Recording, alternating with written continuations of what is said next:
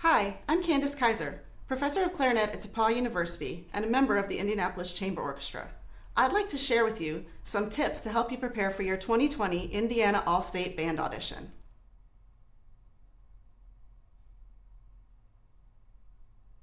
Let's start with Rose Etude number 26 in C minor. This etude is based almost entirely on arpeggios.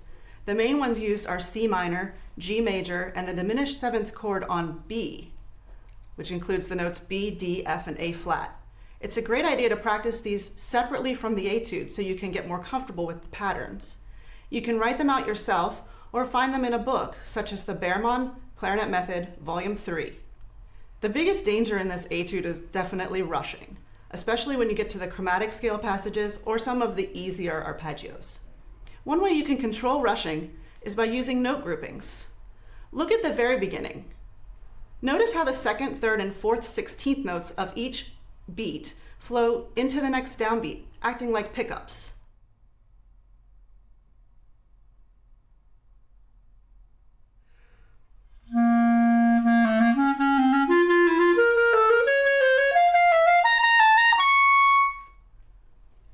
Even when the music doesn't naturally have that grouping, you can mentally group the notes that way in other spots, like the chromatic scale passage in measures 10 and 11.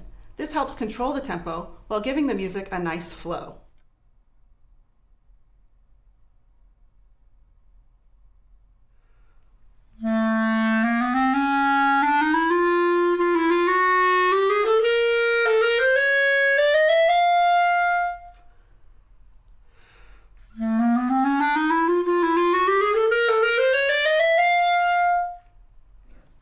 This small shift in how you group the notes mentally can really make a big difference.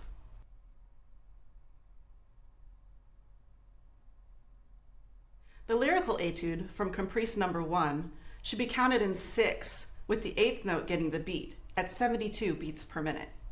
So be careful and don't slip up and start counting quarter note beats when the music gets less notey. Let's talk about the ornamentation. The turns, the symbol that looks like an infinity sign or a sideways figure 8, need a bit of explanation. These are performed somewhat differently depending on the rhythmic context. Take measure 19 as our first example. Here we can play the turn as a quintuplet, 5 notes on a beat. Start on the written note, go up 1, back down to C, down 1, then back to C. Unless otherwise notated, stay within the key signature.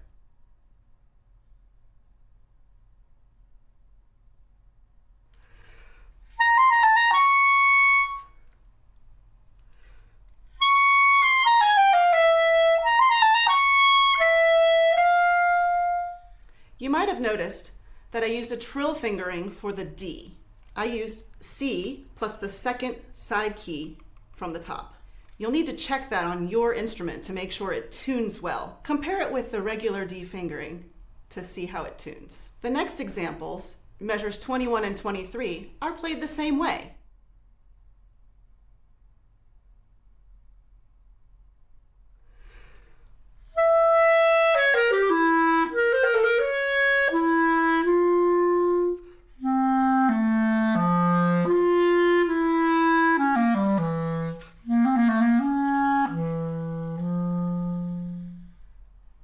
Measure 8 is a bit different.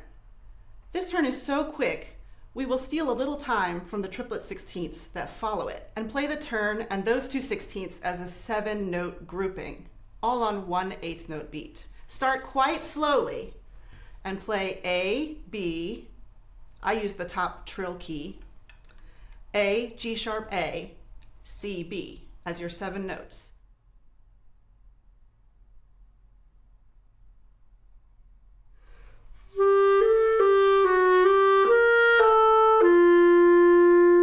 You'll have to move your right hand quickly up to play the trill key and quickly get it back down so that you can get to C smoothly. Once you are playing that evenly, do some metronome work to work it up to play it all in one beat at 72. Here's what it sounds like. The turn in measure 3 is on a dotted note, so this one is played with a different rhythm. Play the first note as a 16th note followed by a triplet on the and of 1.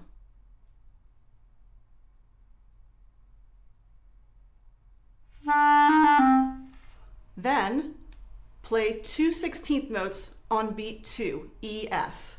It'll sound like this. And with the pickup,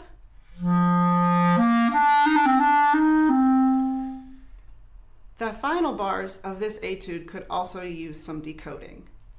The 30-second note sextuplets are played 6 to a beat. The good news is that the term stracinato means stretching, so you get to take a ritardando. While you slow, don't forget the crescendo from pianissimo to fortissimo. There's a lot going on in that one measure, so you'll want to give it some good practice. After the fermata, divide the small notes into 3 groups to help you pace your slowdown. First of all, a group of 6 notes, then a group of 4 notes, then the grace note and the dotted rhythm.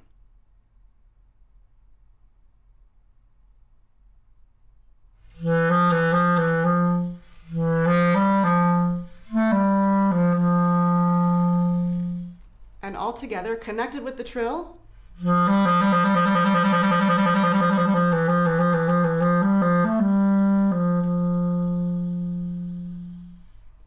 In many ways, this piece is more difficult than the technical etude, so you'll want to take the time to go through it with an eye to detail.